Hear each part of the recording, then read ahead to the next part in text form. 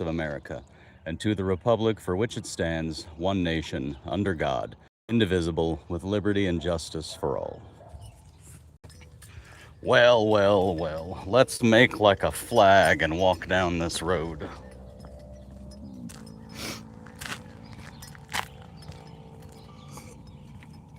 I guess it's Friday, huh?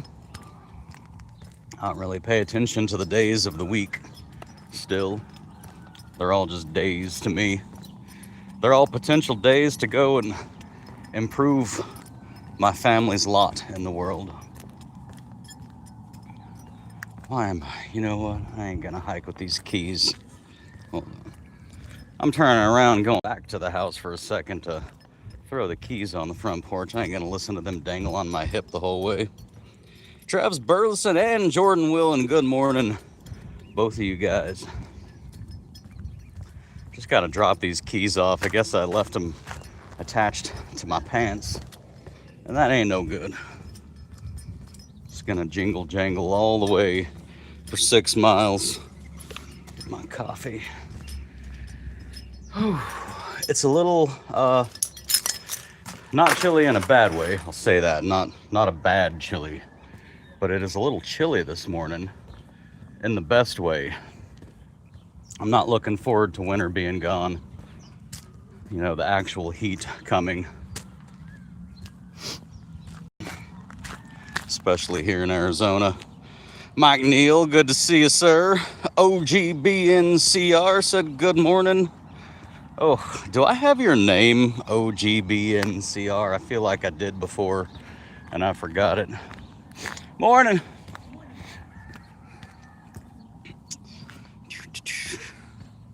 Jeff Earhart, good morning to you too. 70 at the Handyman Oasis. British. What does 70 at the Handyman Oasis mean? British. Mike said we have a punch list for the ice cream shop today. We get to do some power washing too. Right on. What are you pressure washing with? I have a big pressure washer that I almost never use because it's almost never necessary. You know, a huge gas powered one that's like 3,000 PSI. But for most small stuff, I use a little Ryobi 120 volt one that just plugs into the wall. It's got a really long cord, plugs into the wall. It gets the job done. Ooh. Oh man, I smell septic tank. Whoa. Oh my God, where is that coming from? Dude. Oh, I smell septic tank, something strong. We're all on septic out here. Everybody's on septic, so somebody... Whew. Oh, that's bad. Somebody's got a problem with their septic over here somewhere. Yeah, I use the little Ryobi pressure washer for most stuff because I'm never going into a situation where what they're asking me to do requires anything more than that. Let's see. Joey said, good morning, just quit my job and I'm dropping off packets next week. The masterclass has been super helpful. Right on, brother. Stay in touch with me via email. I know you already know that, but OGBNCR said, as in at the 25 Handyman Oasis, it is 75. I don't understand what you mean. Oh, right on. Okay. Cool. Now I get what you're saying. It's Britton Crawford. I knew you told me it was you at some point, but I woke up today with a blank slate. Good morning, Mr. Britton Crawford. It's good to see you. I was just talking about you to, man, who was I talking about you to? We were talking about the Texas event. Are you going, Britton? I feel like you said you were. I feel like you said you wanted to anyways. Maybe you didn't confirm that you were, but I was pretty sure you said you did. Mike said Portland 1750 PSI, 1.3 gallon per minute corded electric pressure washer. It is small, but it's a little beast. And that's all you really need. The Ninja wants to know who my favorite spice girl is. Is there a yummy spice? I'll do yummy spice if there's a yummy spice. I don't really know which ones they are. I'll tell you something, I was born in 1980, which means, I guess, what you would call my formative years, or the 90s. And although the early 90s did have some good country, the music was shit.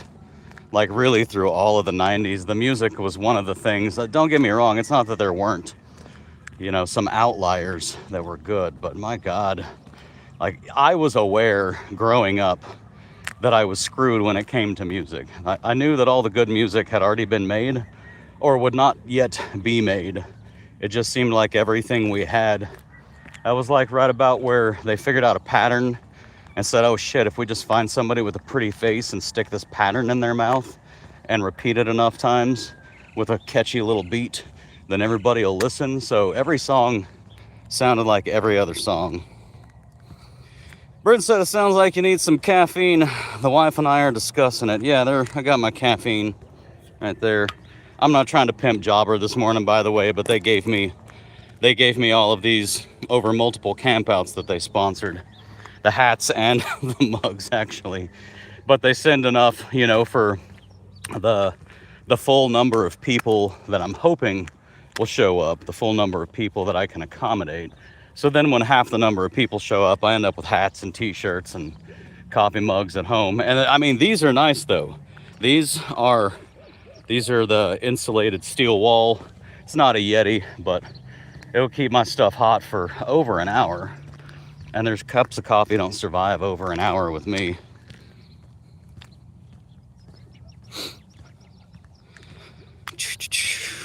XO said, good morning, good morning. Shane said, I mean, MTV ruined it all. I did like MTV, you know, generally. That's where a lot of the exceptions were. I don't know if MTV ruined it all, but it all got ruined either way. I do remember when I was about 6, I think, 6, 7, somewhere in there, I would frequently watch, what was the video about? I know Money for Nothing was one of my favorites, but Money for Nothing, and it was a good video, but it wasn't the video that I would obsess over all the time. Oh, it's on the tip of my tongue. It's not We Built This City either. I cannot remember the name of the video. When I was like 6 or 7 years old, I spent a lot of my time just watching MTV, which isn't healthy. But I mean, when I was 8 years old, I spent most of my time riding my bike all over the place out in the country too. So it was a healthy mix, I guess. Oof. So, what do we got going on? I swear, I can't talk until I pass this dog.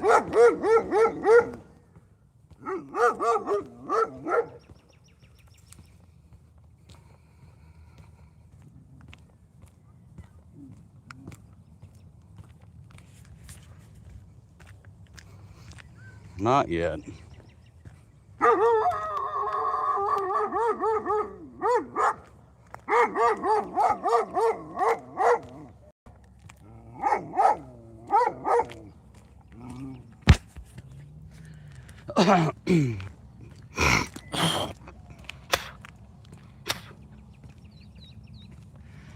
All right, here's what we got going on. I'm still behind on everything, and I feel like I'm getting... Oh, wait a minute. Mike said, I have a little Ryobi pressure washer, and it's been great. It's so small that the hose and cord take up far more space than the pressure washer. Yeah, I've got a bin, like those regular Home Depot bins. I'm sure y'all know what I'm talking about, because they're the affordable, like, black one with the yellow lid or the red lid. So I have my whole pressure washing kit in one of those. It has the electric pressure washer. It has the wand, disconnected in the middle, of course, and disconnected from the hose also. But for me, all of my stuff is in that one bin. So it's like a nice, easy pressure washing bin I can grab. Let's talk about what's going on. I am still behind on literally everything. I just cannot catch up no matter what I do. The good news is I'm getting in my time with my family. I'm not letting it take me away from family, but I am behind despite taking the time that I want to give to them. I got Scout, the home inspection app, which I know most of y'all don't know hardly anything about, but what it's going to enable you to do, it'll be Jobber connected, which is very cool. In fact, I already have it connected to my Jobber account. I can connect up to 5 Jobber accounts to it while it's still in development. But this app is an inspection app. You go to wherever you're going to inspect, you open up the app, you can click create new. You don't have to go through Jobber. It works just fine if you don't have Jobber too. You can click create new, and then or you can click Jobber, and then it'll take you into all your jobs. It'll show all of your jobs in Jobber on the screen and your quotes. And you can select any of those because it's connected to your account, so it can see them. So you can select one or just click create new, either way. And then when you find something in your inspection that you need to write up, you point your phone at it like you're going to take a picture, get it all nice and framed up for a photo. And when you hit that button to take a picture, it actually is a button to take a video, but it grabs that first frame as a photo. So you got your good photo of what it is, but you're also taking video. You narrate what it is you're seeing. You hit the stop button. As soon as you hit the stop button, it uploads that clip into the cloud and starts analyzing it. And you keep inspecting and you keep hitting that button with it nice and framed up, grabs first frame, also records video. You talk on the video, you say what's wrong, you hit the stop button, uploads it to the cloud, you continue on. And you just keep doing that. And then when you're done, you hit done. It's a properly named button. When you're done, you hit done. And it will take everything that the cloud fed, and it will create a PDF for you that has a picture of the item, a description of what's wrong, but a professional description, not your handyman description, a professional description that's been corrected by the cloud to use like proper industry terminology and whatnot. So you can point it and say, this fucking thing is ripped off, you know, and it doesn't care. You can just send that up to the cloud. And then the cloud will come back and say some professional number of words that make it sound like a professional did it.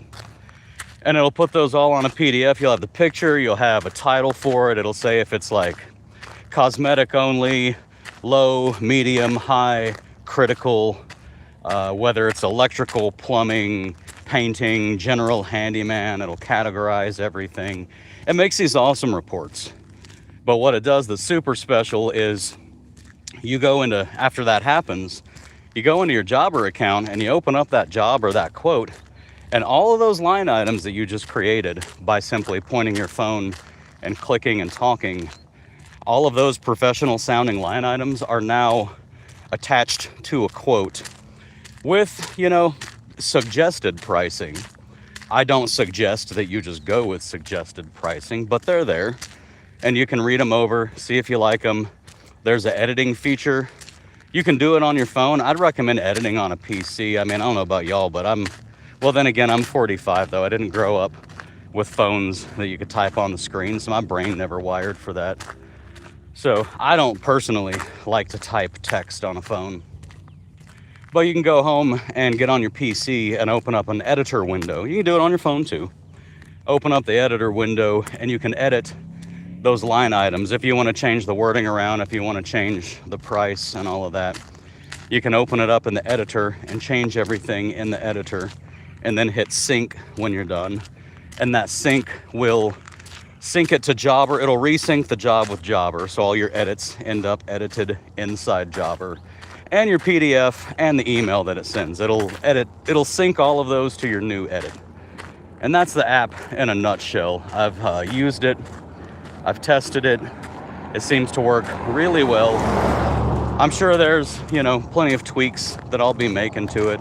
Well, hell, yeah, not just I'm sure. I mean, I'm absolutely certain. I have them written down. I will be tweaking it in the future. But today I'm putting together, it was supposed to be yesterday, and I just didn't quite get it done. Although, like I said, I did get family time yesterday, but yesterday I was supposed to get it all put together with a second inspection. I added a feature so that you can do a second inspection. So now if you click done and you realize, ah, shit, I wasn't really done, you can just do another round and add it on top of that. It'll be 2 separate PDFs, but that's about the only difference. So didn't get it all done. So this morning I've promised the property manager that this morning I would have it done and I can send the inspection to her. And if she likes it, which I'm certain she's gonna love it. The only thing she won't like is it's gonna be so accurate. A lot of times property managers don't want to know every damn thing that's wrong, especially in writing, because once it's in writing and documented, now you kind of have a responsibility to do something about it. And they don't want to really be in a position where they have to do something about something. But there will be a paper trail now. So what I anticipate is us having much larger move-outs to do, or multi-part move-outs at least, where, you know, maybe we just do $1,000 worth of work for the move-out right now, but now the property manager has a list, and once they get a tenant in there and get a deposit paid and a rent payment paid, then maybe send us back, you know, for some more, which is also pretty common. So that's called Scout. That'll be accessible to y'all at some point. I gotta finish building it. I'm not gonna put it out there half done, so I'm still testing it. I'll get it wrapped up. Probably, today's Friday. Yeah, before the end of next week, almost certainly before the end of next week, I'll be able to put this thing out to Jobber itself, like to actually submit it for approval as an official Jobber integration. Because right now you can only have 5 Jobber accounts attached to it as an integration in development. So I'll submit it by the end of next week. Jobber takes about a week to approve it. Hypothetically, supposedly, from what I've heard, they take about a week to approve it. And then after they approve it, that'll be like a 2-week beta testing period on the Jobber platform. So a couple weeks of just having people who use Jobber who have agreed to sort of test out new stuff, and they'll have the opportunity to go test it out. And then if everything works and nobody's complaining that it deleted their entire Jobber account or anything, then it'll just go live permanently, and I'll have I can add software developer to my list of Boy Scout patches. So that'll be cool. Britton said $9.95 tote, can't beat it. That's right. IDM system said hi. Britton said, what's the app again? I don't know if you asked. You probably asked that after or before I already said everything, but it's an inspection app. The purpose is I've wanted to build it for a while, but I didn't have property managers actually wanting to pay me to do inspections.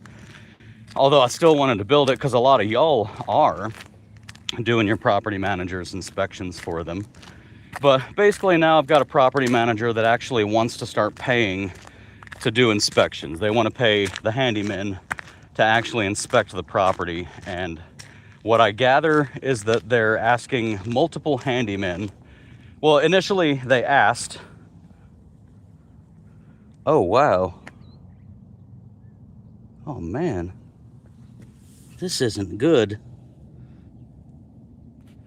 So if you see there's some dog poop and some pee, clearly. And if you see here, this is a rattlesnake. I don't know if y'all can see it super well, but it's got just a couple teeny tiny little rattles on the tail. So what I'm seeing is a dog, I would say likely got bit by this rattlesnake based on the poop and the pee. That's not good. But this property manager wants to pay for inspections to be done. Problem is, I don't want to pay much, right? And a thorough inspection off of my checklist, which y'all can download actually in the documents folder at bulletproofhandyman.com.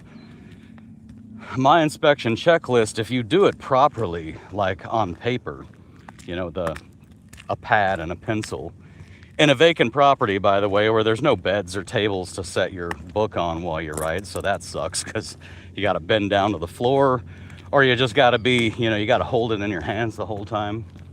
But it takes a while to do, and then when you get, you know, you got to write it all down while you're doing it. And then when you get home, you have to go type it all into Jobber, and it just takes, man, I mean, if you're finding like dozens of things wrong, that can take a few hours. So the goal was to create an app on my phone where I could just point and talk.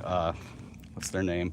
Company Cam offered something very similar.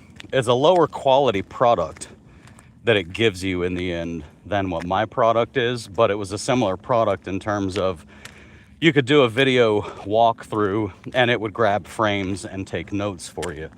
It wasn't nearly, like I said, the final deliverable though for the Company Cam one was not so neat and clean, and it didn't come with nearly the information mine does. Mine gives you a lot of information in the background that the client doesn't see on the PDF.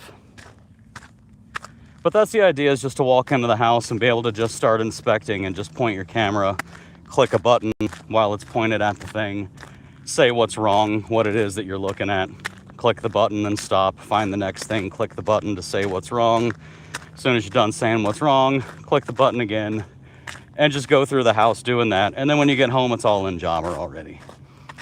And like I said, there's a web editor for it, so you can go sit down on your computer or on your phone and actually edit each line item. You can change the category. If it said this is a, you know, a medium priority, but you think it's high, or it said it was a high priority, but you think it's critical, or, you know, if it said, I don't think you're gonna change categories if it says electrical and you say it's plumbing, but anyways, you can edit whatever you wanna edit, including the price. And then you hit sync, and it syncs it to Jobber. So it updates all those descriptions and pricings and stuff in Jobber, and it syncs to give you a new PDF and stuff.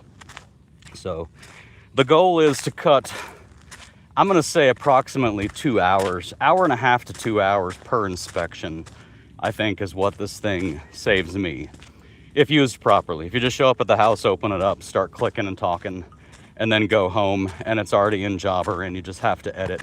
I think that puts you in a position where you're spending, you're taking the inspection itself, where you're trying to write everything down with a pen and paper. You're taking that inspection itself and probably dropping it from a 2 to 2.5 hour job down to a 1 to 1.5 hour job.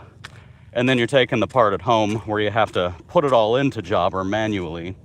For me, that's also, you know, for a large move out, that's also a couple hour job that gets pushed down to under an hour. So, I mean, I'm just gonna say, you know, worst case scenario, at the very least, this thing, I feel like, saves an hour and a half to 2 hours per job, per inspection minimum. So that's quite significant. That's a lot of billable hours to save.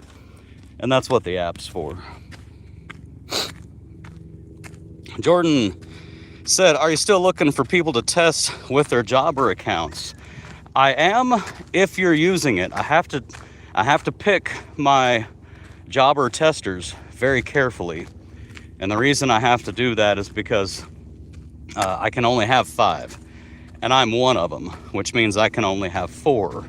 But Mike Neal and Edward Pitkin are also each one of them. So that leaves me with basically 2 accounts, and I need to be certain that the 2 accounts who are using it are really truly using it. I need really good feedback. I need it to be actively used in the field and not just something that's like sitting there, you know, you've got your account, you've hooked it up to Jobber, but you don't have any inspections for the next week, or you have 1 for the next week or 2, and then I don't really get any feedback, and I've blocked off one of my 5 Jobber accounts. So Jordan, if you or anybody wants to test it for me, I'm absolutely open to that and happy for that to be a thing.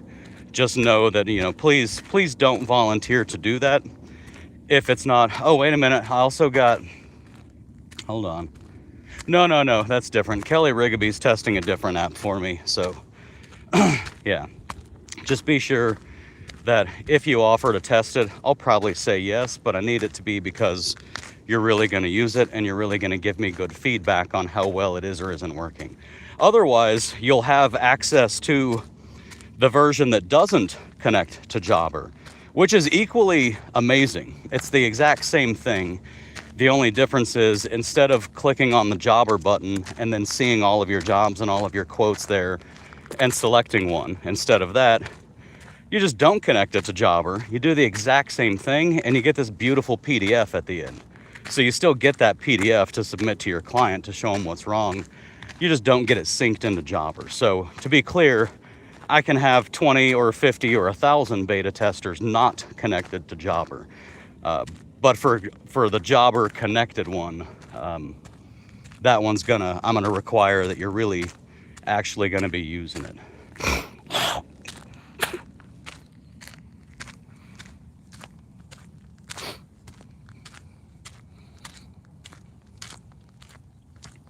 Mark Albert, good to see you too, sir. I always love seeing you in here. Said, I haven't had any requests for move-out inspections lately. My property managers do a walkthrough themselves, and when I start doing the work, I find twice as much as they discovered. That's what I've always done, literally. Always. All of my property managers do all of their own inspections. And when I'm there doing all the fixes, I literally always find twice as much as they did. Which is cool because if I want more work, then typically what I'll do is I'll just find all the extra stuff and I'll just take pictures with my phone. You know, now I'll use my app, but previously I just take pictures of it with my phone. And then when I send them the invoice for the move out, I'll send them a line item, an optional line item estimate basically, which means every line item on the estimate is optional. So they can select nothing at all and just not approve the estimate, or they can just select like 5 of the 12 things that I found and go ahead and approve that for me to go back. But yeah, you and me are in the same boat. Britton said, a good old Pitkin, love that guy. Yeah, he's doing pretty good. I'm getting him hooked up with a company. I don't know if y'all know this, actually. You might. I got Britton hooked up with a company. No, Britton. I'm thinking of you because I'm talking to you. I got Edward and Mike hooked up with a company that this is what I don't know if y'all know. I'm an advisor for a company called House Account. And House Account, their ultimate goal basically is to connect home service business providers with clients, with homeowners, essentially. And I'm not going to go into detail how it all works, but essentially if you're signed up with them, you could get some jobs. If you're a homeowner looking for work, you go to them to get some jobs. They have a system in place that connects the two of you with communications and estimates back and forth. If the work gets approved, then you get the job. I think you have to pay them 15% though, and I don't know what that number is today, but I did verify before I signed on with them. I said the one thing that I'm not down with is this Angie's List and Thumbtack bullshit. You know, I don't like paying for leads already as it is, but I also recognize that that is a viable business model that a lot of businesses do run on. But there's a difference between a company selling you some leads and a company screwing you over while selling you leads. So I did verify with them because my hard limit for whether or not I would work with them at all, my hard limit was you can't be sending all the same leads, to 6 people and charging them for it. You can send it to 6 people and not charge them for it, but you can't send a lead to 6 people and charge 6 people for that same lead. And you can't put them in a position where they're paying for leads. So Angie's famous for just sending your lead to everybody. You pay for the lead and they've sent that same lead that you paid for. They send that same lead to other people. And then Thumbtack is famous for, and they'll both do both of these things, but Thumbtack is famous for just charging you fucking $20 just to receive a lead. Like, you don't even ask for it or anything. Somebody goes on Thumbtack, they decide, I want to message that guy to see what his rates are, and you receive an email and they charge you money just because some random person decided to like blanket email 12 handymen over the same job. So that's not what this company does. Essentially, the rule I set down, which luckily they didn't change their policy for me, but luckily it matches up with what they do, which is they don't get paid unless you get paid. If you don't get paid for a job, if you don't strike a deal with that person and they say yes and you show up and do the work, if that doesn't happen, then you don't pay them anything for that job. You only pay them if you got paid. So I'm down with that. But the company's name is House Account. And yeah, I'm an advisor, which means I have a typical advisor contract, which means I have, the way it works is I earn equity in the company over time. I do little couple times a month, once a month, however much they need it. We do phone calls where they walk me through what they're doing and what their challenges are and what they're thinking, and I give them advice based on my perspective, you know, which is just one of 1,000 perspectives, but I give them my advice. And as the months go by, I earn more and more equity in the company for a total of 0.1% of the company, not 1%, but 1/10 of 1% of the company eventually.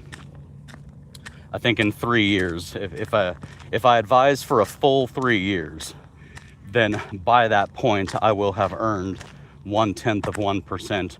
But the cool thing is it might end up being 1/10 of 1% of a $50 million company, or it might be 1/10 of 1% of a $200 million company, or it might be 1/10 of 1% of a bankrupt company. So you never know. But if they win, I win, and that's what I like. I like being in a position where if my clients win, if my customers win, if the people who choose to do business with me win, then I win, and vice versa.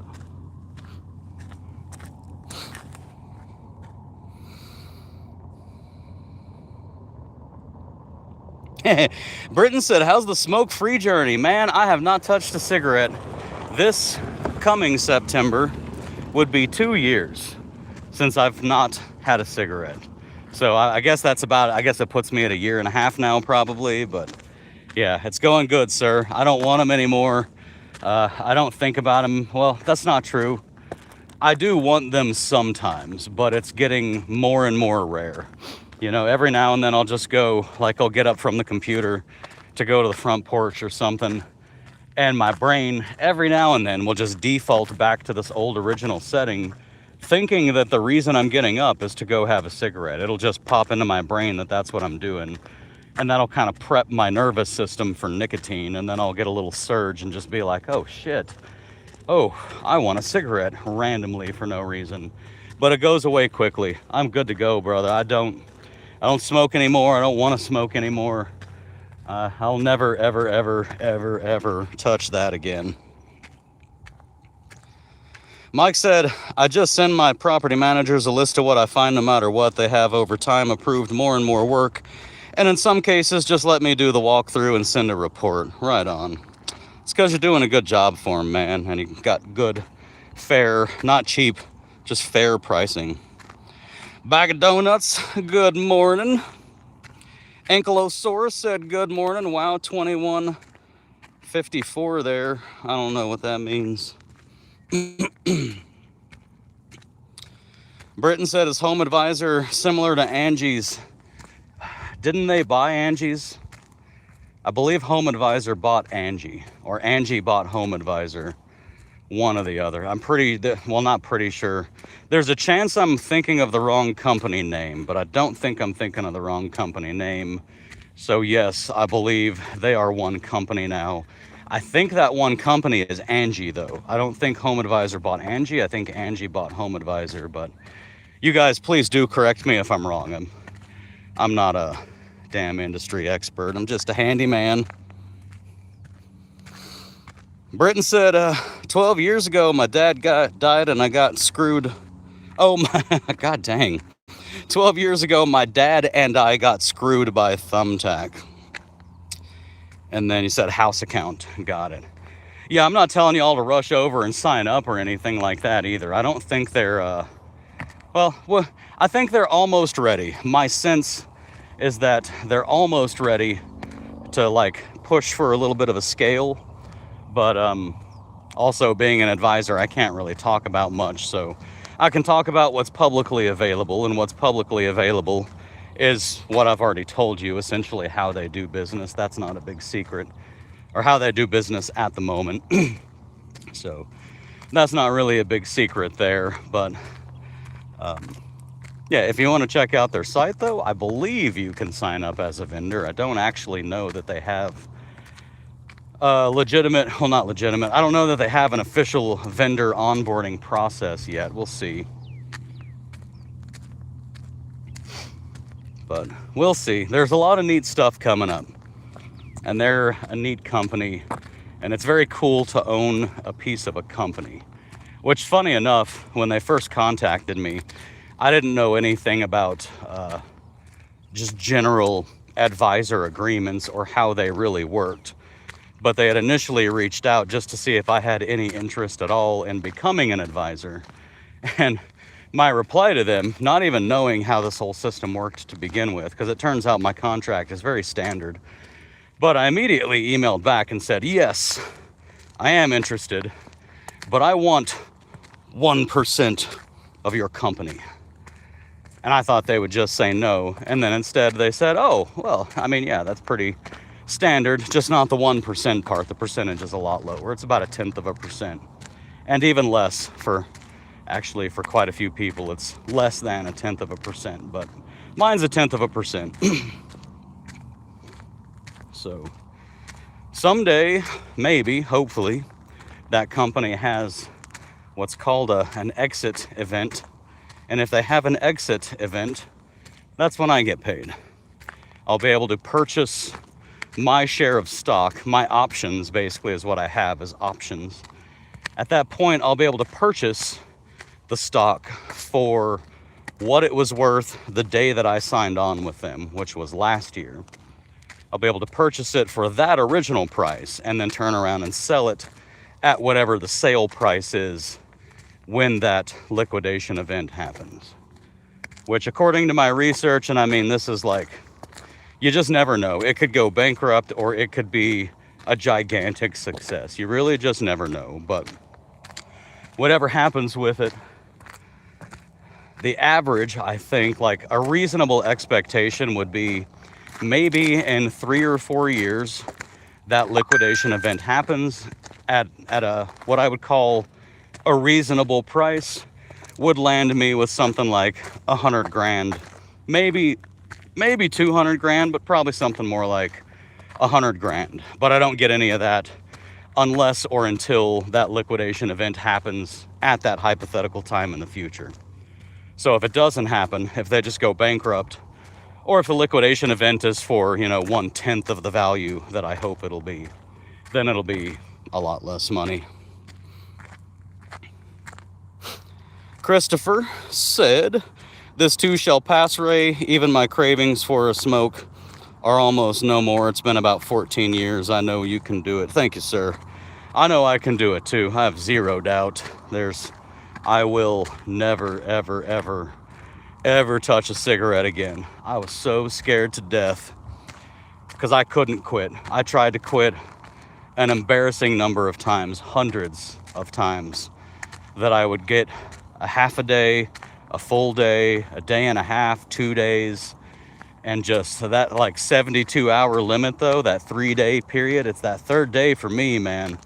You want to talk about just like having the shakes and not being able to breathe, and elevated heart rate, elevated hormones, elevated anxiety, elevated everything, losing my mind, barely holding it together. That's day 3 for me of trying to quit smoking. And I don't know, I rarely made it to day 3 because day 2 was usually bad enough to not quit. I'd go a day, almost anybody, even the most addicted smoker, can go a day without a cigarette. But number 2's rough, number 3's rougher. And I was scared to death. I would never quit. I was like, this is how I die. This is it. It's very clear to me that I'm too fucking weak to quit smoking. I do not have the willpower, and this is what will kill me. And I think it was actually, oddly enough, it was that realization that I now knew how I was going to die and that I was causing my death. That realization, I think, is partially what gave me enough to push me over the edge to actually successfully quit. To be more afraid of continuing than of quitting. I do miss it sometimes though, man. I loved smoking. There was never a time that I didn't like smoking. The actual act of smoking cigarettes was very pleasurable to me always. It was my favorite pastime. Nothing better than sitting out on the porch at like 1 o'clock in the morning in my robe with the cold air blowing over me, smoking a cigarette.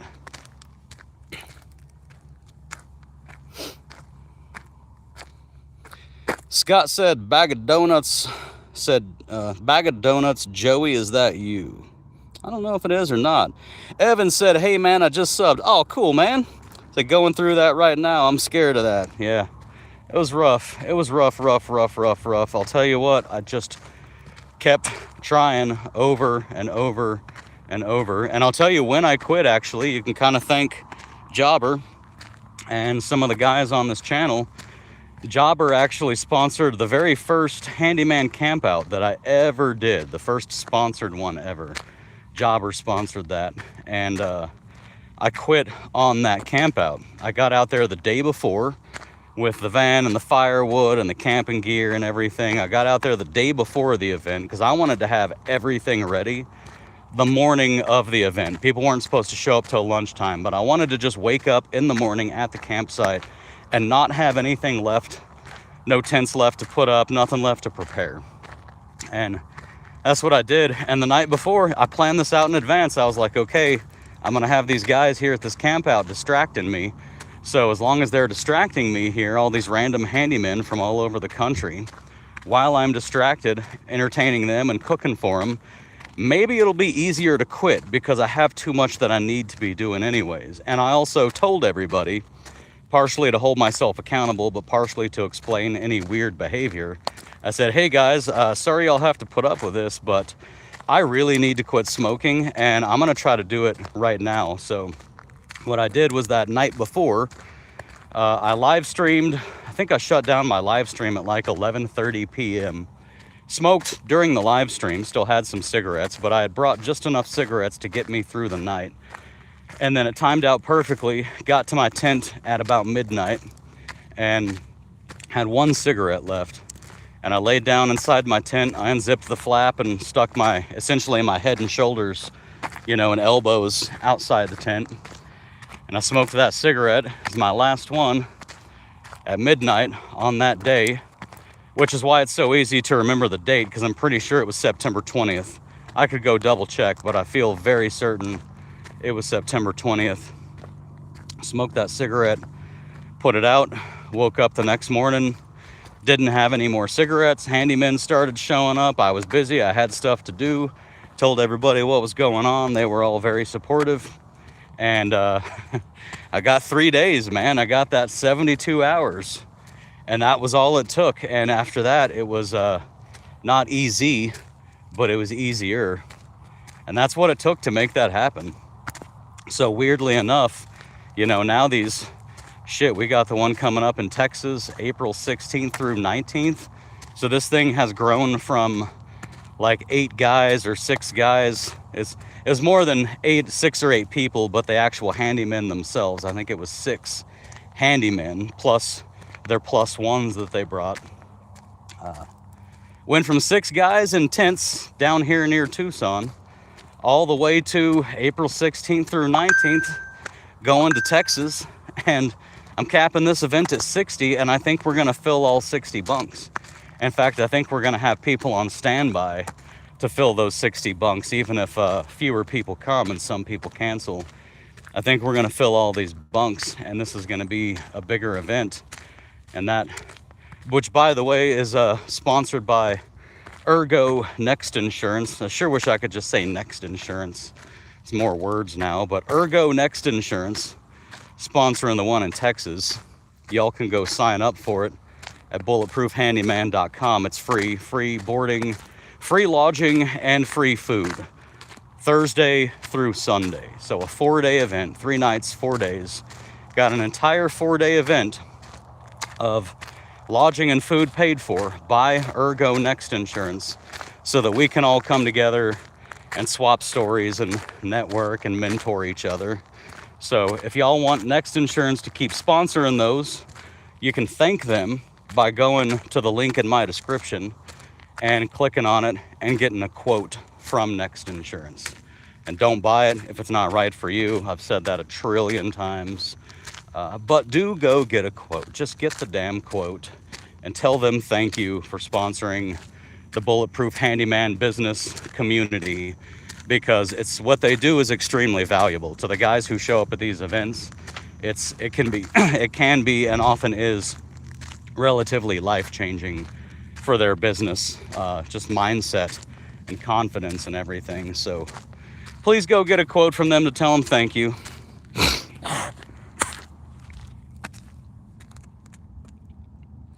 Bag of Donuts said it is. Evan Johnson said that's a good idea. My 2 brothers quit smoking. I'm way up in Wisconsin. And Christopher said, you can do it, Evan Johnson. You can, man. Just don't stop trying. And by the way, on the subject of these in-person events, let's slow down and drink some coffee. I'm trying to teach myself to do that actually on these live streams, to not just the coffee part, but the slowing down too. I'm a little too manic lately. I've got too many projects. I feel like when I need to be manic, my body will help me with that. My body and my brain will just say, oh, you're behind on everything. You need a couple weeks of manic. And it'll give me that couple weeks of manic. It'll just light a fire inside there that keeps me going. But I don't want to be... Being manic is not the way to be on a live stream. So speaking of those events though, we have the next one is approved, just by the way, so you all know. 𝗪𝗪, Q-U-O, formerly Open Phone. It's a VoIP app-based phone that goes on your cell phone, so you don't need 2 cell phones for your business. It's a business phone that lives on an app on your phone. They have tons of great features like virtual assistants and all that, but really the point is it's a business phone, and it will allow you to send text messages to your clients as a business phone. There's a lot of hoops you have to jump through to make that happen, and most companies don't make that easy to jump through those hoops, whereas Open Phone just guides you through it nice and easy, so you will be able to send your clients text messages through your actual business line. But they have agreed officially, they have committed to sponsoring the next one. We've got the contract in place. I do need to sign that contract today, but they've agreed to sponsor the next one, and that's going to be in June. I don't have dates yet. I still need to pick a date and a venue, but we'll have another one of these in June in Colorado. So if Colorado is a convenient-ish drive for you, I'm going to make sure it's within a 3-hour drive of both Denver and Colorado Springs. Other than that, I don't know where it'll be. May not even be inside the state of Colorado. If that circle of possible locations, as long as it's within a 3-hour drive of Denver and Colorado Springs, then that's where it will be, somewhere within that circle. But that one's sponsored by 𝗪𝗪, Q-U-O. There's a link in the description for them. And same as always, here's the deal. If they get enough clicks and just a handful of conversions, if they get enough clicks and then just enough people converting for them to say, oh, wow, look, we see a result here, they're going to be motivated to do another one and another one. So if you're in Virginia, and I haven't been to Virginia yet, then go thank these companies now when I'm doing these promotions for them by getting your quotes or at least checking out their product. Go thank them now so that they are motivated to do more, so that the next one signs on and the next one signs on. We can do Southern California. We can do, I don't know what to call it, but I guess the Pacific Northwest. I want to do one up near DC in Virginia. Definitely Florida. Got a lot of guys in Florida I'd love to go see. So that's how the system works. I just prefer transparency, honesty, openness. I don't need to trick anybody into anything. I don't need to strike a deal with them so I can come trick you into thinking that you really need to go get a quote from Next or go take a look at Open Phone's offerings, or Quo rather. Used to be Open Phone, Quo bottom. I don't need to lie to anybody. I think I can just tell you all the truth about how this whole thing works, and we can work as a team to keep it flowing, you know. And if anybody wants to know, I don't make any money off these events. I lose money on every one of these events. I think in the long run, I think the quality of the community that I build here, that in the long run, if I provide all that value, could and should and would eventually put more money in my pocket. But each individual event, like the one coming up in Texas, I'm gonna lose. It's gonna cost me probably $3,000. And then maybe I'll make back $1,000 of that $3,000 that it cost me in commissions or something. But just to be clear, I lose money on these events. I do not make anything. So don't think for a second that these are a profit center for me. These are a service to my community. And to be selfish, to me, I enjoy them. I like them. I love flying around the country and meeting you guys. I really do. But yeah, I lose money on each event. These are a passion project that I hope someday grows into a very real convention. That like a 60,000 people show up in Vegas, you know, kind of convention, or 60,000 people. Actually, Austin is absolutely where it's at. If I ever do get there, it'll be Austin. But yeah. This is a passion project for big things that I would love to make happen in the future. This is not a profit center for me.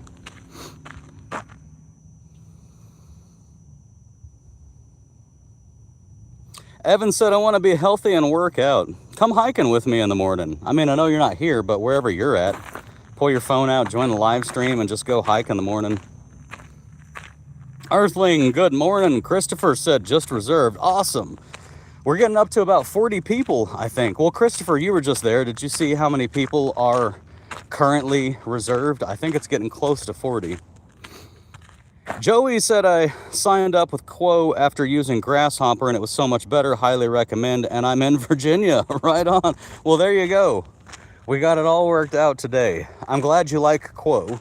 I found them, oddly enough. I was building Founders and Fathers, and it was a whole bunch of hoops I had to jump through. But basically, Founders and Fathers needed the thing I was building called Founders and Fathers needed the ability to send text messages to all of its members, because I want to be able to do like reminders like, hey, your Founders and Fathers meeting is coming up this Friday. And you can't do those if you don't have federal regulatory approval. And to get the federal regulatory approval, it has to be a business phone, and you have to basically convince the government that you're not spam, is really all it is. It's not a huge deal, but it's also not easy if you don't know anything about it. So I just went researching, you know, with my AIs and stuff, what my different options were, because I wanted something fast. You know, I don't want a physical phone. I knew I just needed some sort of digital phone number that could just live on my phone. So I went and looked, did a bunch of research. Turned out Quo was the one who had the best reviews, and specifically, not just the best reviews, but specifically the best reviews for getting that federal regulatory approval done, because they just kind of walk you through the process. They even give you examples that you can copy and paste. They're like, you can literally just paste this right in, and then you can use your business phone for that purpose. So that's how I found them. And then weirdly, I never even thought about being a brand ambassador or affiliate or anything like that. And then about 2 weeks afterwards, after I purchased their product and was happy with it, I get an email from them asking if I would like to partner with them to promote them. And it wasn't because I was using their product. They didn't know anything about me from just using their product. It just turns out that they are also a jobber, what do you call it? integration. They're integrated, so they are, by the way, integrated with 𝗬𝗪. So there's things that if you have 𝗪, you can connect them to your 𝗬𝗪 account. And I don't know what features you get, but you get features, you know, because of that. And somebody from 𝗬𝗪 had basically referred them over to me. So it's just a coincidence that I had just picked their product out of all of their competitors. And then right after I picked them for my own personal use, they showed up wanting to partner. So it just worked out. Christopher said, for the Texas event, hope you don't mind me bringing the wife. Oh yeah, it's a +1 for everybody. That's why the registration has a spot, you know, to put your guest in. And the registration should limit you to 1 guest. I hope it limits to 1. It should limit to just 1 guest per ticket. Now, you know, just to be clear, guys, between you and me, anybody who's listening, you know, 45 minutes into this, 55 minutes into this hike is probably a community member. So I'll say this out loud. If you need to bring, if you've got a wife, but you've also got a business partner you want to bring, and you want to bring them, I'm not going to be mad and think you cheated the system if you sign yourself up and sign your wife up as your guest, and then just have your business partner sign himself up, you know, as his own original sign up. I'm not, you know, what all I don't want is I don't want anybody thinking, oh, free vacation with free food. I don't really care much about the handyman business, but I'm going to sign up me and my 5 friends just so we can get some bunks and go to a state park and get fed for 4 days. I don't want that to happen. So that's the purpose of limiting it to a +1. Also, this one is going to be no kids allowed. The one in Texas is no kids allowed. That's because of the communal sleeping arrangements. This is a bunkhouse or barracks, whatever you want to call them. There's 4 barracks. Let's see. Yeah, there's 4 barracks. We're going to use 4 of them that host 20 people each. So we're going to have 3 for men and 1 for women, because typically what I find is you have a 3-to-1 ratio as far as men bringing their wives. It can be a 2-to-1 also, but that's also why I've limited the number of people. So if you have 80 bunks and I'm only bringing 60 people, even if my 3-to-1 ratio is off and it becomes more like a, you know, 2-to-1 or something, that's also fine. However, although it's no kids, no minors, nobody under the age of 18, I will make some exceptions, but they have to be in-person exceptions. You need to reach out to me.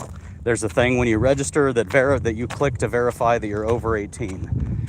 If you have to bring your son or your daughter for whatever reason, if you absolutely have to bring them because just whatever's going on in your life, you don't have the opportunity to come unless you bring one of your kids, just reach out to me and let me know.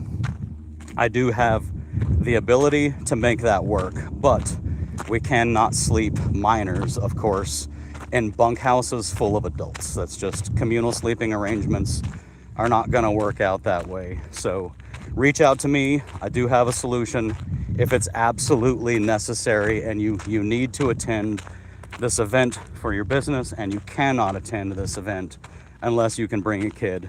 Let me know personally.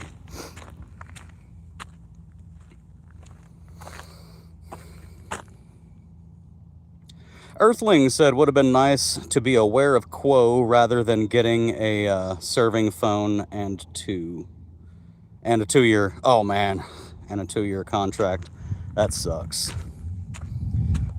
They are in the master class now, so anybody who goes through the master class will stumble upon a section for the business phone that pinpoints 𝗪. But yeah, that sucks. I'd have told you, but I didn't know about them until not too long ago. Jeff said, I signed up for 𝗪. I was getting so many spam calls using Google Voice. Oh, right on. Google Voice was full of spam calls, huh?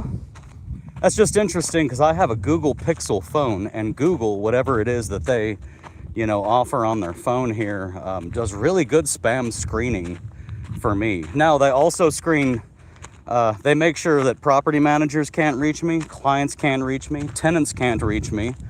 Sometimes I wonder if my mom can even reach me, but since I turned my Google security settings way up, My phone rarely rings anymore. I don't know what I'm missing or who I'm missing. Part of me doesn't even care. I love it. I love it that my phone, but basically my phone won't ring unless you're in my contacts, or if the algorithm just really sees something that makes it believe that this is probably a legit call. But for just randoms, I don't get any of those random calls anymore, ever. I think it's Google that's doing it. I'm on a Google Pixel phone, and I feel like the service that I turned on for that was a Google service. But so I'm guessing you're saying 𝗪 is not full of spam either, which is actually a good. Y'all are helping me help 𝗪, which is good, because I'll tell you something. You know, what they're charging you for the phone over the long run is not very much money. They don't have a lot of money to go spending, you know, just to get a handful of people paying 20 something bucks a month or whatever it is.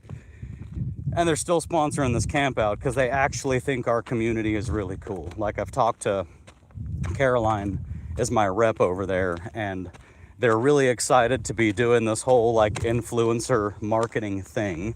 They're excited to be diving into that, and they spent a lot of time researching, you know, different online communities. And of course there's much bigger and better, I hate the word influencer, but creator, I don't know, they all sound like the same kind of stupid name. Whatever you want to call me though, there's plenty of them out there that are bigger and better than me. And they actually just like our community. They like that we do these events. They like that we live stream a lot, and they just like that we're a tight community. So I think it's pretty cool that they're sponsoring this camp out, because in my opinion, they're not going to get an ROI from it. Like, they're not going to actually get enough sales to make up for what they spend. They're trying to become infrastructure. They're trying to be supportive, and they're trying to just like come over here and say, hey, let us team up with you. Like, let's not worry about if we necessarily become rich this year. We just want to team up with the right people. And I think they've chosen well. I think we, meaning you and me and everybody in here, I think we are the right people.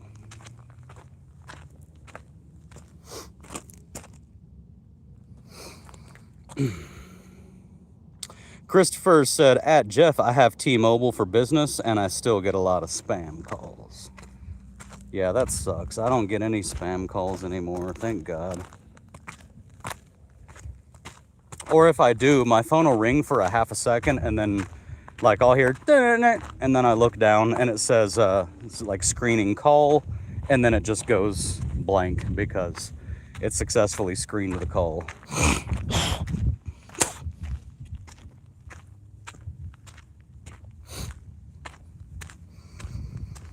So yeah, we got the camp out, both camp outs.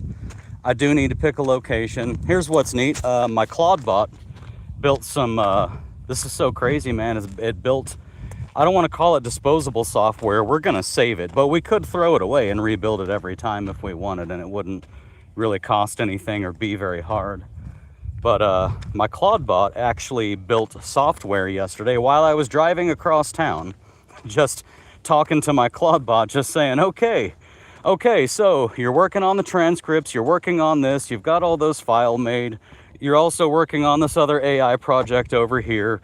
What else can I do with you? Let's see. I need to pick a venue in Colorado, and it usually takes me about a full day when you add up all the hours I spend, because there's no central location. You can't just go Google, you know, show me all of the venues that can hold 30 or more people within 3 hours drive of Colorado Springs and Denver. And AI can do a decent job of it, but it still isn't going to show you everything. So my 𝗪𝗪𝗪 built software that, well, we did a brainstorming session, figured out everywhere that we need to be looking. We need to be looking at YMCA camps that can be rented out, you know, when they're not in use, Boy Scout camps, church camps. We need to be looking at Airbnb, VRBO. We need to be looking at recreation.gov. There's lots and lots. And there's also, what do you call them? They're not clearinghouses. I want to use the word clearinghouse for some reason, but I'm actually going to walk over to this hill and just go take a peek over there. So I'll use the word clearinghouse, but yeah, I know it's not the right word. There's these consolidator, maybe. Anyways, these consolidator sites where you can go and find like exactly like that, places that sleep over 30, you know, larger venues. There's even like wedding venues, and there's dude ranches, you know, that have like 30 rooms, and they're all like itty bitty teeny tiny little tack rooms or whatever. There's a lot of options, but they're not consolidated. So my 𝗪𝗪𝗏 literally built a piece of software over the course of about 5 minutes of brainstorming and stuff, and it just built a piece of software whose sole purpose is for me to put in a location, like for me to say Denver and Colorado Springs, and then it says, okay, collect up all the information from all over the internet, from every single source, until we eventually finally get down to a point where we can feel very confident that if we are missing any venues, very few, you know, we should have 95 or better % of every venue should pop up in that search. And for each venue, it goes and does an individual just internet search deep dive. What is this? It goes and does a deep dive. This is just, okay. So somebody just walks their horse here. That's what this is. There's no pole or anything. It's not, you know, automated in any way. Somebody just shows up here on horseback and walks their horse here, it looks like. Frequently. Anyhow, this is a nice little piece of land.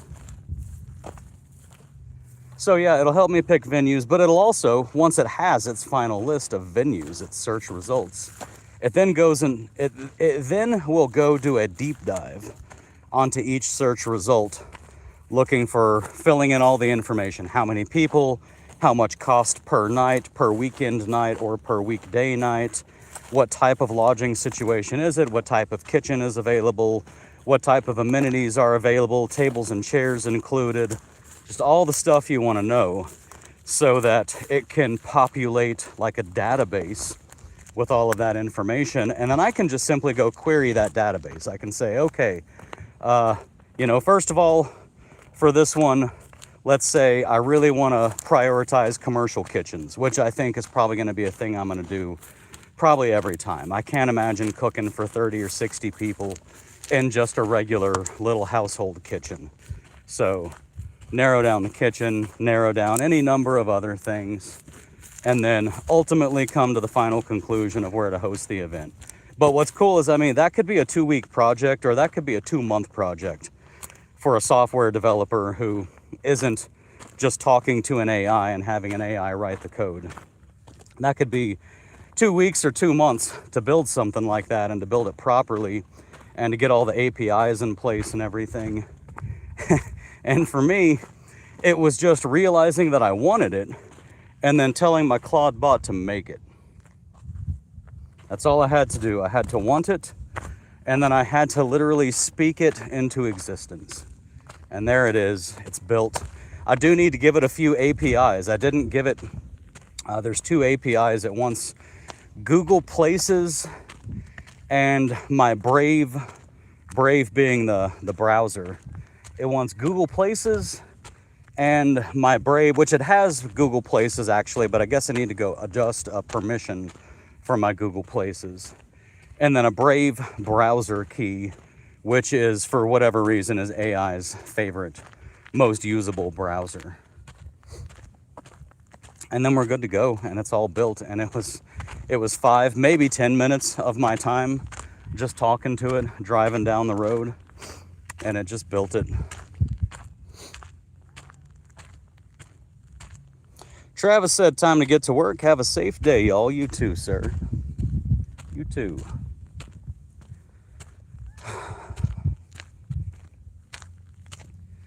So, when I get home, it's beautiful out here, man. When I get home, I need to finish that estimate, I guess, the inspection report. I need to get that wrapped up. I know I need to do some actual admin work. I didn't touch admin work yesterday. I did the day before, so I need to make sure I get all of yesterday's admin work wrapped up. Emily's got a friend in town for the tattoo convention. I have 2 jobber videos to make. My God, what is today? What is today? The 6th. I have 2 different things that I need to make for jobber, which oddly enough, I have 3, but 2 of them are required. Both of them I really want to do, but there's a third that I really want to do. And that third one I kind of want to do more than the other first 2, but I can't just have a channel that's only jobber content. But unfortunately, when you run your entire business off of jobber, it's hard to not just have that kind of be a lot of the topic of conversation when the conversation is about running your business. So, let me check something.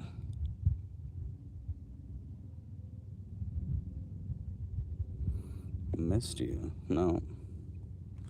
Nope. Where are we at? Cool.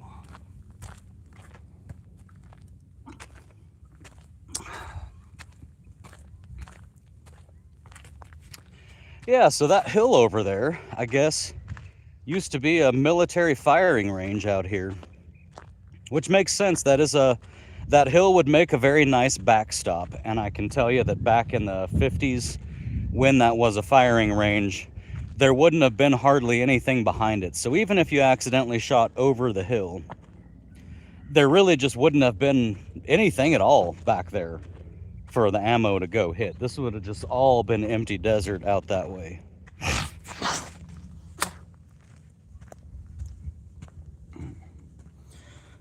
Brent Jenkins Designs. Good morning, sir. Welcome to the hike. Is that a raccoon print?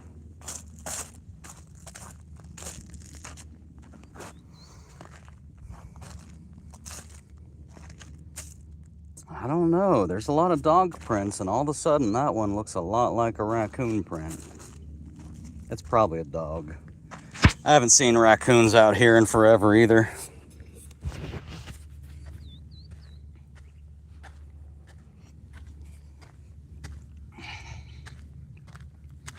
Brent, how are you doing, sir?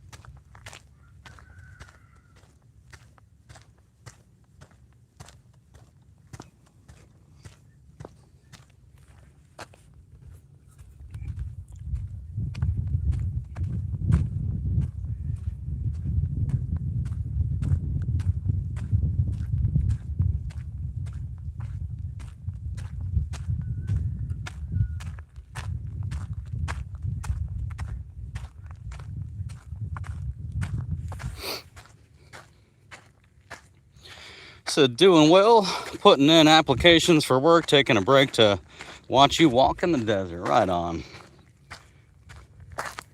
It's a beautiful morning, sir. What kind of work you trying to get? What kind of experience you have? Because if you're a handyman, just go start a handyman business. Easier said than done, of course, but still very doable.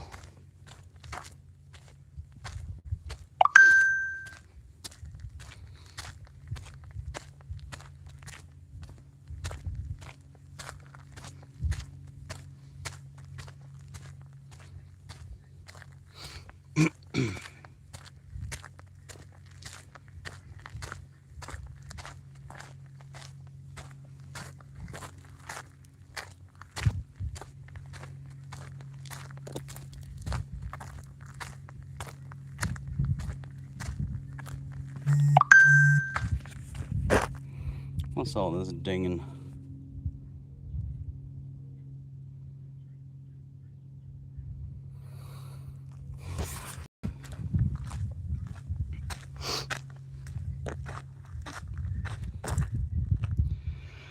Brian said, good morning. What do you think about TaskRabbit for handyman work?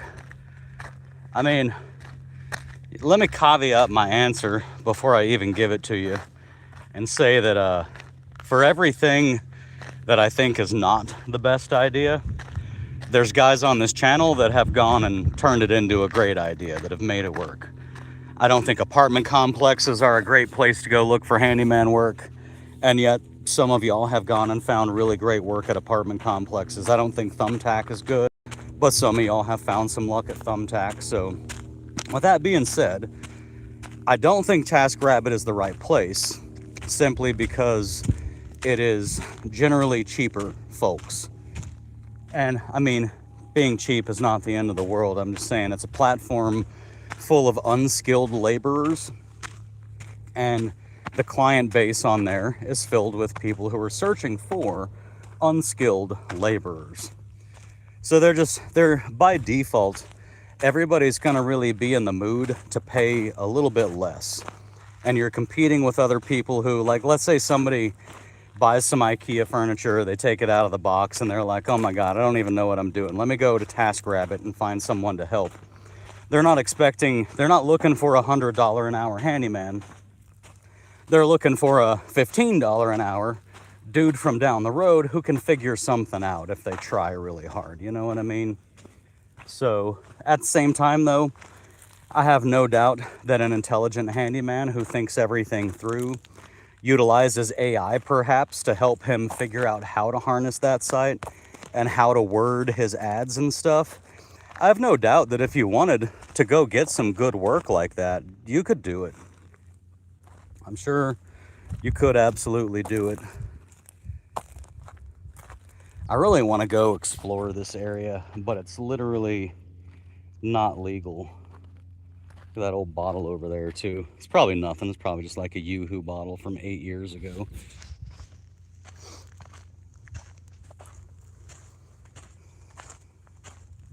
Got some horse prints over here too. Interesting. So, you know, give it a shot, man. Just do me a favor. Go talk it through with an AI. Pick, you know, Chat GPT's, I guess, the easiest.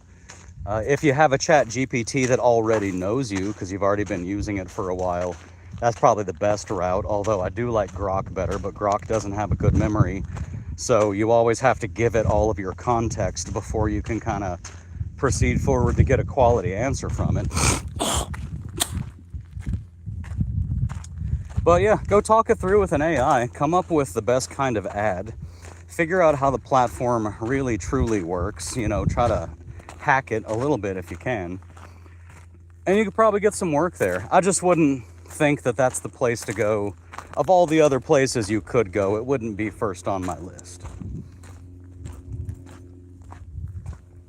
And you know, like there's a gentleman on here, 𝗟𝗘𝗧. He's not in the live streams ever, really, but he's one of our community members, a very strong community member. And 𝗟𝗘𝗧, he uses Nextdoor up there in Colorado. And a lot of people hate Nextdoor, and a lot of people, I think it's regional. You find that in some places, everyone on Nextdoor is cheap, and Nextdoor is just a horrible platform to try to grow your business on. And then you got 𝗟𝗘𝗧 up there in Colorado, and he built his whole business on it. And I'll tell you what, he's charging more and staying busier than 80% of the people in this community. So there's something to be said for Nextdoor too. So I think you can make anything work. It's just a matter of being smart about it and thinking it through and doing it the right way, and not just kind of shotgun effect like, oh, well, I have two choices.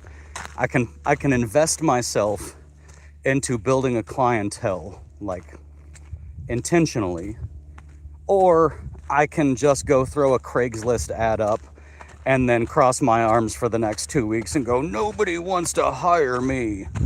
So it's the effort you want to put in.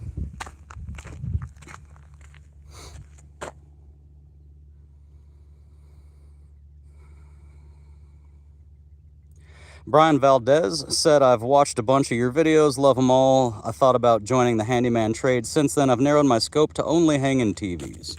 Nothing wrong with that if that's what you like doing. You can make good money hanging TVs too, man.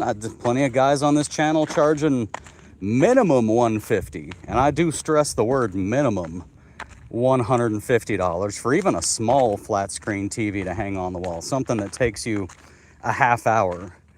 And they're charging $240, $350, $460, you know, for bigger and bigger TVs. You can add another $100 to $150, if not more, depending on your clientele, for hiding the wiring in the wall, buying one of those little kits. And then all of those pricings are before materials. That's labor only. So there's a lot of money to be made. And, you know, one of the arguments against that is, oh, but Walmart will do it for $100. Well, yeah, they will. Those aren't your customers. Don't worry about, there's always a cheaper handyman out there ready to underbid you. And my personal saying that I love, that I came up with on my own, or at least I think I did, is there's a client for every price. Doesn't really matter what the price point is. You can and will find a client for every single price. And it's your job to find the right clients and to build your products and services and sort of how your business feels, your systems and your processes and your policies. It's your job to build a business that's attractive to the people who are paying the price that you want to get paid. But you don't get to toss all your tools into your 𝗬𝗪𝗪, you know, and tie a ladder to the roof and just kind of wing it going all over town saying, I want $150 an hour. You got to give them something in exchange for that. But it's totally doable, even TVs. Earthling said most seem to have their own in-house crews in the Western Washington area. That's partly because of Washington state's laws. You're kind of correct that property managers will tend to have their own in-house crews in areas where you can't legally really be a handyman. So here's the thing. Washington has horrible laws when it comes to what a handyman is or isn't allowed to do legally. And what you end up with is you got a property manager, she could have 5 handymen, but if all 5 of those handymen can't legally work on her house, on her, you know, the rental that she's renting out, if they can't legally work on it, then she can't hire them. So she has to hire a licensed contractor, and licensed contractors are expensive. So the only solution to that problem is in-house maintenance. And, you know, that applies to Washington State, Oregon, Florida, although weirdly, Florida's like both. I mean, Florida, the way their laws are written, it's so sort of scatterbrained and it's so unevenly executed, I guess, that there's guys in Florida doing everything, making tons of money, and there's guys in Florida who can't get away with doing anything. It's a crapshoot. But yeah, Washington State's going to be rough. You're going to find a lot of in-house maintenance crews simply because handymen aren't allowed to even change a ceiling fan. So that makes it tough to be hiring handymen. And then, like I said, the licensed contractors cost too much. However, it's not super hard to get licensed in Washington State. And that's kind of what you want to do, because those in-house crews, those aren't licensed contractors that they hired for in-house crews. Those are random dudes like you and me. And a lot of them don't know how to do a lot of jobs, so they are still subcontracting out work. They're just not subcontracting out that work to a handyman because they already know the handyman is not legal to do that work in the first place.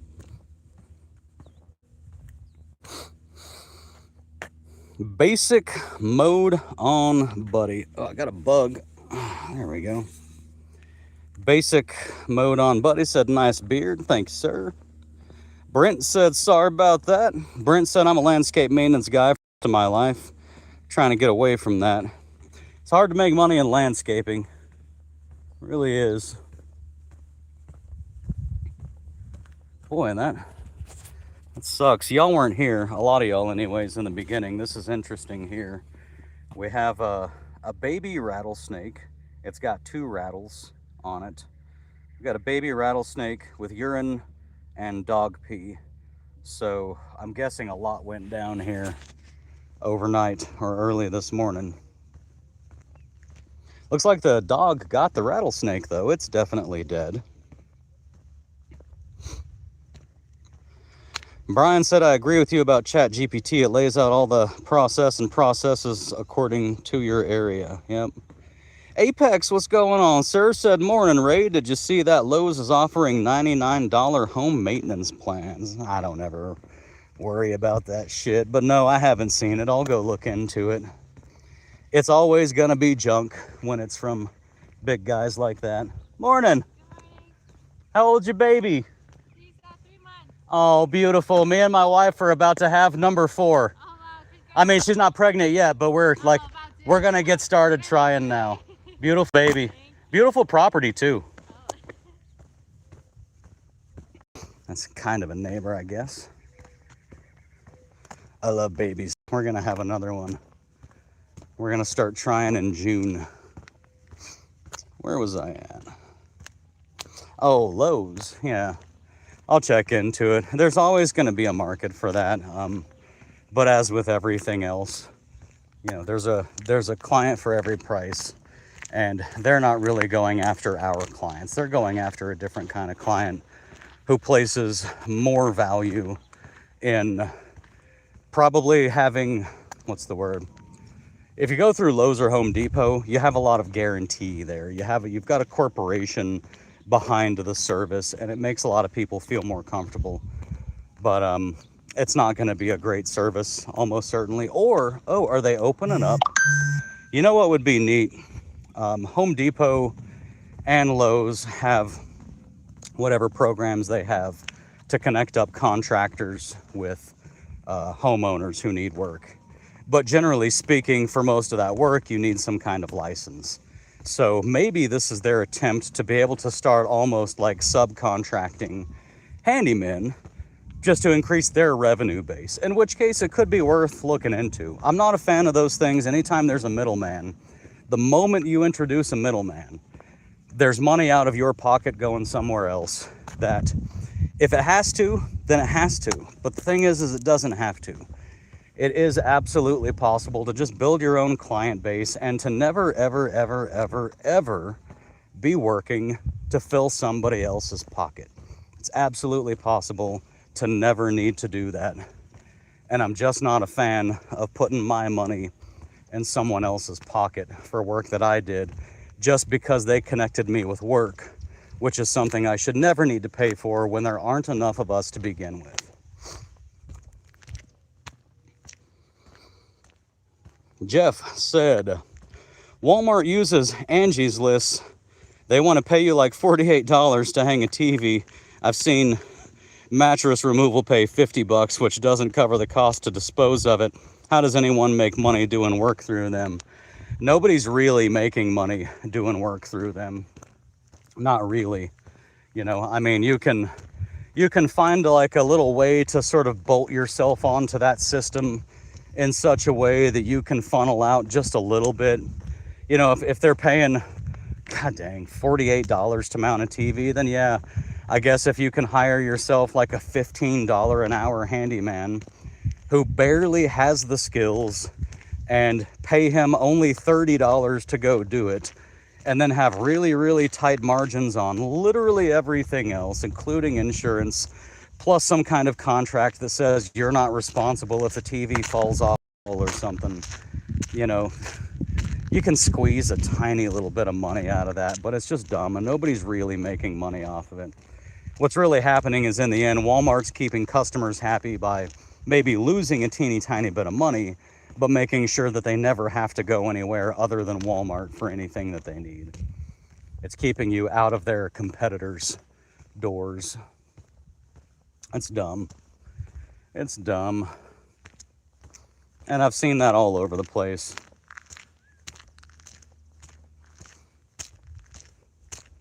And a lot of times too, you know, like if you're the customer at Walmart, they say, hey, you know, do you want to, for $100, you can pay for mounting.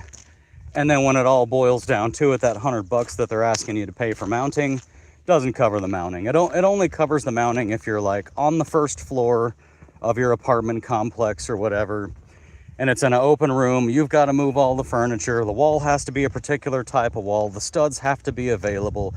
Everything has to be perfect. And if anything, if any of those boxes, of all the boxes they give you, are not checked, then it's no longer $100. Then you just end up paying more anyways. But again, there's a client for every price, you know. And who do you want coming to your house if you're a homeowner and you want a handyman? Let's say you're successful in life, right? You're making 136 a year as an engineer. Your wife's making 87 a year as a superintendent for some company. You know, y'all are comfortable. You're like 200 a year. You got a nice $450,000 house in a gated neighborhood. Things are very peaceful. Things are very nice. Things are very clean. Things are very structured and organized, and you've got a good life. And you got kids, and you have an expensive car. Who do you want showing up at your house? The handyman that you vetted, that's always clean cut and professional in a clean vehicle. He costs a little more, but he's always just spot on. He answers your calls. He remembers your dog's name. He remembers that your daughter's birthday is near the 4th of July and remembers to send a card in June just in case he forgets. And he's just a great guy, clean cut, always respectful, takes care of your house very well, keeps it clean while he works on it, very polite, flexible with his schedule, all of those things. Do you want to pay that guy, if you're that couple who makes 200 grand a year and you can afford it, do you want to pay that guy 200 an hour? Or do you want to pay Walmart 100 an hour to send who the fuck ever they end up sending to you? And that's an easy question to answer for a lot of people. And that's partly what I mean when I say there's a client for every price. You do have to give them something worth buying. They're not just going to throw the money away because you showed up at their front door. But there is a client for every price. You know, for me, that's property managers. For me, I figured out that I enjoyed providing exactly what they're looking for. And they're not looking for the same thing as that hypothetical couple I just gave you. Everybody's looking for something different. And I like providing what property managers want, and I can charge a premium for it. So there's a market for all of y'all. You just got to find it.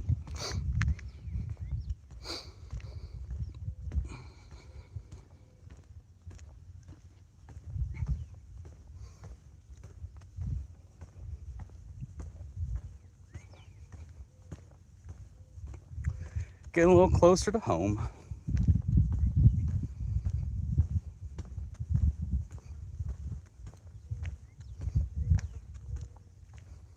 My God, it's a gorgeous day. It really is. We get about a month of this in Tucson, and it's March. It's always, March is the nice month here. It's like February a little bit. It's almost like mid-February to mid-March, really. But February/March, it's not so cold outside at night that you can't be out there comfortably without being bundled up. And it's also not so hot yet that you can't go out in the middle of the day. Now, I'll tell you, by the end of March, it doesn't even take that long. By the time we get to the March 25th, it's going to be like 94 degrees out here already. It happens fast, but we get this little nice month in the fall, and then we get a little nice month in the spring, basically. And everything else is kind of junk.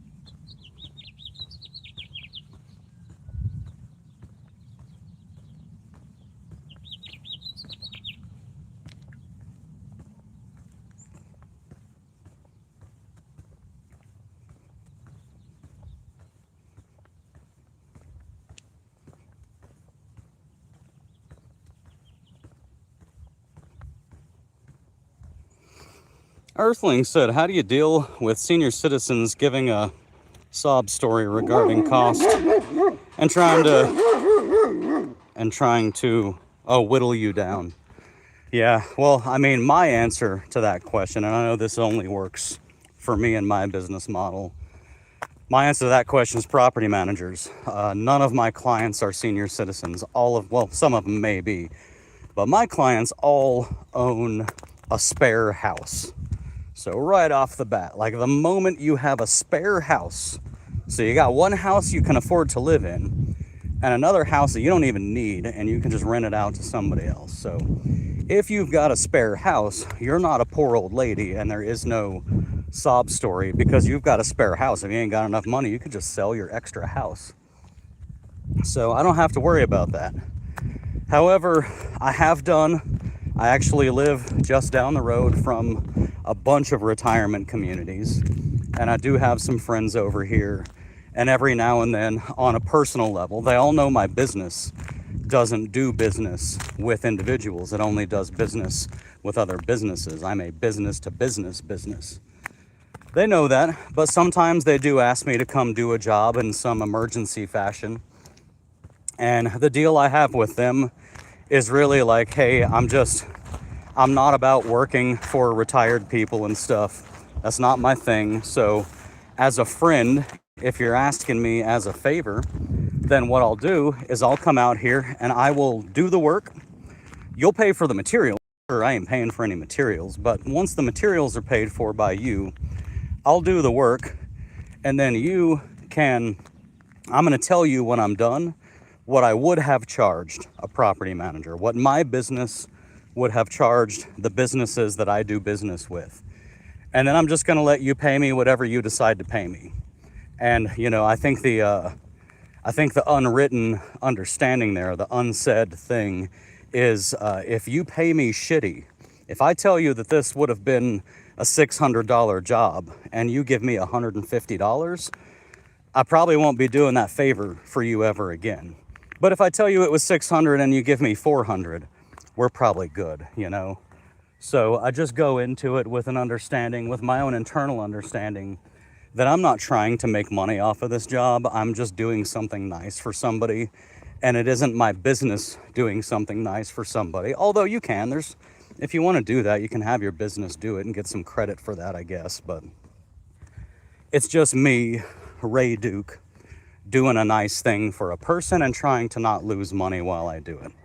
But ultimately, I just let them pay me whatever they want to pay me. And I think they understand that if it's a really shitty, tiny number, then they'd have been better off just offering like some barbecue and some hangout time while we fix something together than to be trying to treat it like they're hiring me to do something. And that's the other deal. If you're a friend or family, for me, I do the same thing. I essentially say, hey man, if you could have some kind of like barbecue, burgers, hot dogs, I don't care, feed me, and I won't charge you anything.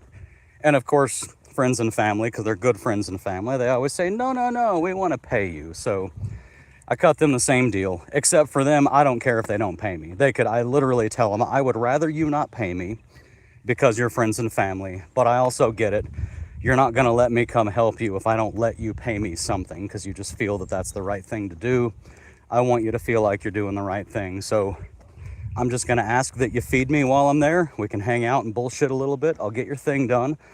And again, I'll tell you what I would have charged a property manager, and you can pay me what you want. And the only difference is I actually don't want them to pay me at all. I would be perfectly fine if my family or friends just said, yeah, fuck that, I'm not paying you. That'd be fine with me, because I don't want my friends and family paying me. That just gets messy over time.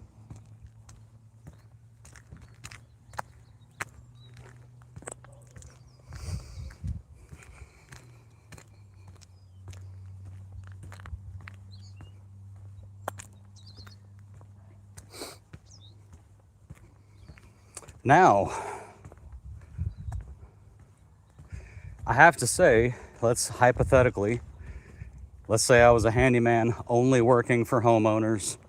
I ain't got enough work, I mean, don't get me, if I'm working for homeowners and I do have enough work, high paying, good work, and an elderly person calls me and says, hey, I need a new faucet. And I say, oh, cool. You buy the faucet, or I'll buy it either way, but, you know, not including the cost of materials, my labor charge for replacing your faucet is $150. If they say I can't pay that, I say, I'm very sorry to hear that, but that's what my company charges. And just like Walmart isn't going to lower their prices for you, and Home Depot isn't going to lower their prices for you, and Circle K isn't going to just like sell you that gallon of milk for half price because you're a senior. I wouldn't say all of this, of course, but just internally, my answer is, I'm sorry that you can't pay my prices, but these are my prices. You'll have to hire a handyman who is within your price range, you know, and they exist. They're all over the place. Just go to Craigslist right now. There's an affordable handyman on Craigslist in your area. To which, you know, the reply is, yeah, but they don't do good work. Well, exactly. Good work does cost a certain amount of money. 11:15. Going to have lunch with Chris today. Left my damn cowboy hat at his house last night, which sucked. Took my kids over there to pick oranges. We got 4 5-gallon buckets full of oranges. But I left my hat, and I don't really know how to exist without my hat, so we're gonna meet for lunch kind of halfway today, get my hat back. But yeah, my answer, and this is what I did even when I was too cheap. If senior citizens tried to hire me to do less, it's very easy for me to feel bad for them and to say, I'm really sorry. I really do wish I could help. But, you know, I have a family to take care of, and just like people have to be at their job, you know, to get paid, I have to do what I have to do every day to feed my family. So that's just kind of the final answer is you're just not the handyman for them. I would recommend having the names and numbers of some affordable handymen in your area. Go to Craigslist and Facebook and Thumbtack and all over the place, and just get the names and numbers of like 10 of them, you know. In fact, you know what? Go order some business cards. Here's an idea.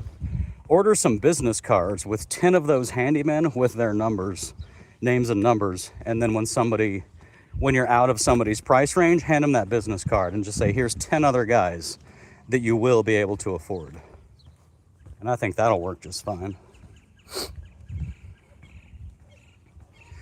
All right, well guys, I'm walking up into the front yard right now. If there are any last minute questions, you got about a minute to throw them in.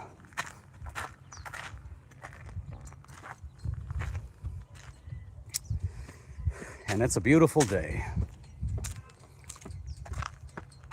Earthling said, what's your opinion on shirts with logo to legitimize professionalism?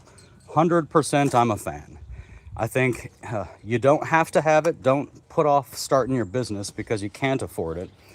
But to the extent that you can, when you can, a wrap on your vehicle, shirts, hats, all of that makes you look more legitimate. And that's very important to a lot of clients, especially if you want them paying you more than usual.